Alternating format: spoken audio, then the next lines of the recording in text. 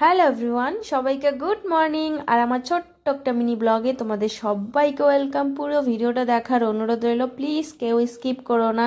আর আমি আজকে অনেক দিন পর একটা ব্লগ ভিডিও দিলাম, তোমাদের সঙ্গে তুলে ধরলাম আমার বাড়ির সমস্ত কাজ। তো কেউ স্কিপ করো না প্লিজ। আর আমি কয়েকদিন থেকে ইউটিউবে ফেসবুকে আমি কোনো ভিডিওই দিই না, ব্লগ ভিডিও দিই না, এমনি শর্ট ভিডিও দিই। কিন্তু কী হয় বলো তো, ইচ্ছে করে না, খুব খারাপ লাগে। এত কষ্ট করে ব্লগ ভিডিও করি আর তোমরা কেউ দেখো না, সাবস্ক্রাইব করো না, চ্যানেলটাকে লাইক করো না, ভিডিওগুলোতে খুব খারাপ লাগে গো। এত কষ্ট করে ভিডিও যখন বানাই তারপরে যখন এরকম হয় না, মনটাই ভেঙে যায়। কিন্তু তবুও আমি শর্ট ভিডিওগুলো আপলোড করি, দেখি। তো যাই হোক, সকালবেলা যাকে ফোন করেছিলাম যে তোমাদের ওখানে মাছ উঠেছে কি না, তো ঘরে যেহেতু সবজি বাজার ছিল না, তো ওদের বাড়ির পাশেই দোকান, মাছ ওঠে, শাক সবজি সমস্ত কিছু ওঠে, এর জন্য ওকে আগে ফোন করেছিলাম। তো বললো যে বড় মাছ সেরকম নেই, ছোট মাছ উঠেছে। তো অ্যাকচুয়ালি আমি ভেবেছিলাম যে ছোট ছোট ওই যে চটচটি খাওয়ার জন্য যে মাছগুলো হয় না, ওই মাছগুলো আমি ভেবেছিলাম। তো পরে যখন ওনার মেয়ের হাত দিয়ে পাঠিয়ে দিল, পরে দেখি যে বাটা মাছ। সত্যি বলতে আমি এই মাছটা একদমই খাই না।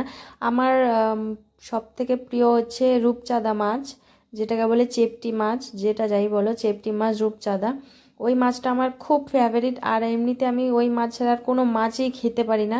আমার রূপচাঁদা মাছ, তারপরে খোকা ইলিশ, চিংড়ি মাছ, কাঁকড়া, আমি এসব খাই। আর আদার্স অন্য কিচ্ছু মাছ খাই না। তো যাই হোক, এনে দিয়েছে। আর কি, আমি না খেলে বাড়ির লোক আছে, ওরাই খাবে। আর মেয়েকে আগে খাইয়ে দিচ্ছি। এটা সকালে রান্না হয়েছিল, ও খায়নি, খেলতে গেছিলো, আসলো। তো আমি ভাবলাম যে ওকে আগে খাইয়ে দিই, তারপরে দুপুরে রান্নাটা চাপাবো। আর মেয়েকে খাওয়ালে আমি একদম শান্তি। আর মেয়ের যদি পেট ভরা থাকে, ও সারাটা দিন সুন্দর আলু ছুলে রেখেছি, মশলা বেটে রেখেছি, পেঁয়াজ নেই, এর জন্য ভাবলাম যে ওকে আগে খাইয়ে দিই। কারণ পেঁয়াজ রসুন ছাড়া তরকারি আমার একদমই ভালো লাগে না। এখানে আদা না, লঙ্কা, জিরে, রসুন সব কিছু মিক্সকার করে এখানে বেটে রেখেছি। তো এখন যাব দোকানে। তো চলো, টুক টুক টুক করে হাঁটতে হাঁটতে দোকানে যাব এখন। আর দরজাটা যেহেতু সবসময় আমাদের বন্ধ থাকে এই পাশে, তাই একটু অন্ধকার লাগলো। তো দরজা খুলে যাব, আবার যদি কুত্তা এসে ঘরে ঢোকে। বাড়িতে যেহেতু কেউ নেই তাই ভয় করছে, একটু চাপিয়ে রাখতে চাই। তো চলো, সামনে দরজাটা বন্ধ করে রেখেছি।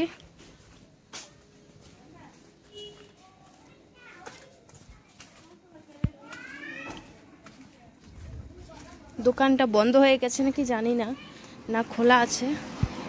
এই দেখো, আমাদের বাড়ি থেকে একটু হাঁটতে হয়, রাস্তার পাশেই। তো চলো চলো চলো চলো যাওয়া যাক। পেঁয়াজ নিয়ে আসি। আমি কাকা,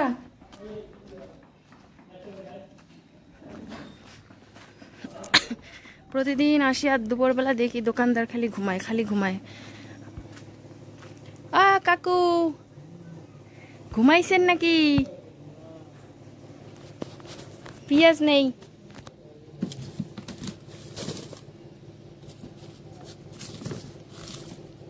হরে কৃষ্ণ কৃষ্ণ কৃষ্ণ হরে হরে।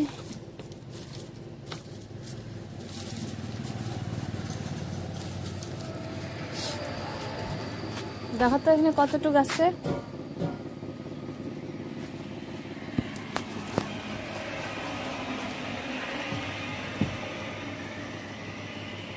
দোকানটা ভিডিও করে নিয়ে যাই তোমার।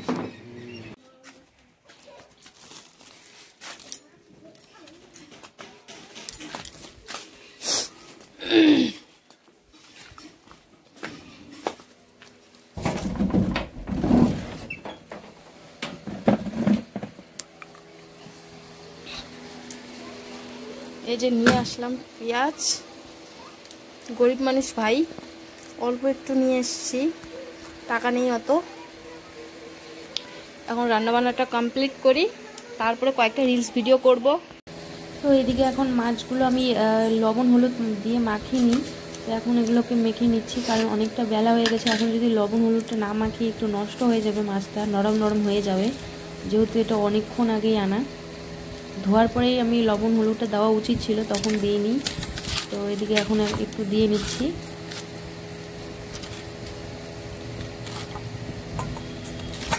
মাছগুলো এত সুন্দর, কিন্তু আমার কি হয় আমি খেতে পারি না। যদি জোর করে খেতে চাই আমার বমি আসে, উটকি আসে, আমি বুঝতে পারি না কেন। আমার সব মাছের স্বাদ আমার ভালো লাগে না, আমার শুধু একটা মাছই আমার খুব টেস্টি। আমি এই মাছটা আমি খেয়েছিলাম একটু ভেঙে অনেক দিন আগে, কিন্তু আমার সাথে সাথে বমি আসছিল, আমি জানি না কেন এরকম হয় আমার। তো মাছগুলো এখন একটু ভেজে নিয়ে রেখে দেবো। আর সব থেকে বড়ো কথা জানো, আমার মাছ ভাজতে এত ভালো লাগে না, এই যে গরম তেলের মধ্যে সুন্দর মাছগুলো ছেড়ে দিলে কী যে ভালো লাগে, মানে খুব ভালো লাগে আমার মাছ ভাজতে।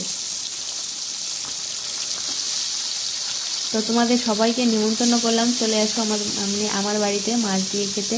তো তোমরা এখন বলবে যে সামান্য মাছ খাওয়ার জন্য তোমার বাড়িতে চলে যাবো? না গো, এমনি বললাম, ইয়ার্কি বললাম, মানে আসলে আসতে পারো, তবে তোমরা এটাকে নেগেটিভ মনে করো না।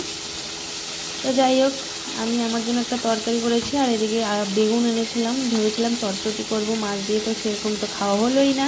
তো বেগুন পুড়ে এখন একটু পেঁয়াজ লঙ্কা দিয়ে সুন্দর করে মাখা মাখা করে নেব।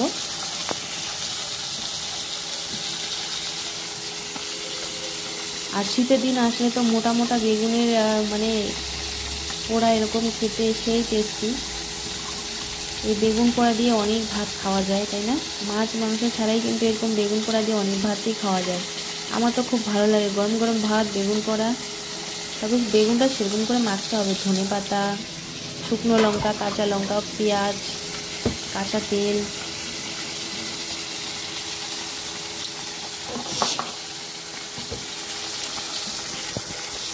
তো ওইদিকে বেগুনটা মাখতে মাখতে দেখছি মাছটা হয়তো একদিক দিয়ে ভাজা হয়ে গেছে, এখন একটু উল্টে উল্টে দিব।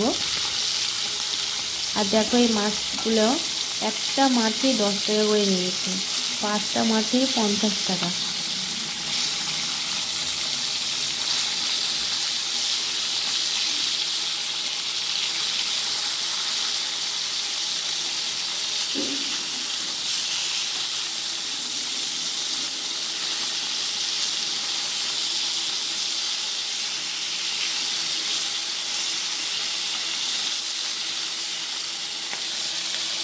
তো বিকেলবেলায় যার সঙ্গে একটু ভিডিও করার জন্য রেডি হয়ে চলে গেলাম, রাস্তায় একটু ভিডিও করে নিলাম। তো আমরা যাচ্ছি ভিডিও করতে। আর যেহেতু অটোতে মানে টোটোতে উঠেছি, এর জন্য প্রচণ্ড ক্যামেরাটা কাঁপছে। আর ওইদিকে দেখো আমরা চলে এসেছি, আর এদিকে আমার যা ভিডিও করছে, নাচছে। আর জানো তো আমরা যখন ভিডিও করার জন্য গেছিলাম, এত পোকার মতো লোক দাঁড়িয়ে দাঁড়িয়ে আমাদের দিকেই তাকাচ্ছিল। আর ওদের জন্য আমরা ফাইনালি মানে ভালো করে ভিডিওটা করতেই পারিনি। খুলে নিতে পারলাম না, এখন বাড়ি যাব গাড়িতে করে। হয়েছে ওই ড্যান্সটা হয়েছে পুরোপুরি হয়েছে মোটামুটি। তো অ্যাকচুয়ালি অনেকটা লেট হয়ে গেছে, বিকেলবেলা গেছি, সূর্যটাও ডুবে গেছে, তাই সেরকম ভিডিও করতেও পারিনি। আর এদিকে দেখো ব্রিজের এই এক সাইডে এসে দেখি এত সুন্দর মানে কাশফুল হয়েছে। আর দুর্গাপূজা আসলে তো এই ফুলটা মানে কাশফুল হয়ই। তো আমরা কয়েকটা তুলে নিলাম, আর ভাবছিলাম যে এখন যদি একটা সুন্দর মানে মা দুর্গার একটা কোনো ভিডিও করা যেত, খুব ভালো হতো। একদম সুন্দর কাশফুলগুলো উঠেছে। তো আমরা সন্ধ্যার দিকে এদিকে এসে একটু কাশফুলগুলো তুলছিলাম। আর যেহেতু সন্ধ্যা হয়ে গেছে সেরকম ভিডিও করতে পারিনি, মানে ভিডিওগুলো সেরকম ক্লিন হচ্ছিল না। তো বাড়ি থেকে চলে এসেছি, আর বাজারে এখানে এসে একটু নেমে এখন একটু মোমোর দোকানে এসেছি, গরম গরম মোমো খেয়ে তারপরে বাড়ি যাব। তো আজকের মতো টাটা। কেমন লাগলো ভিডিওটা অবশ্যই লাইক করুন, শেয়ার।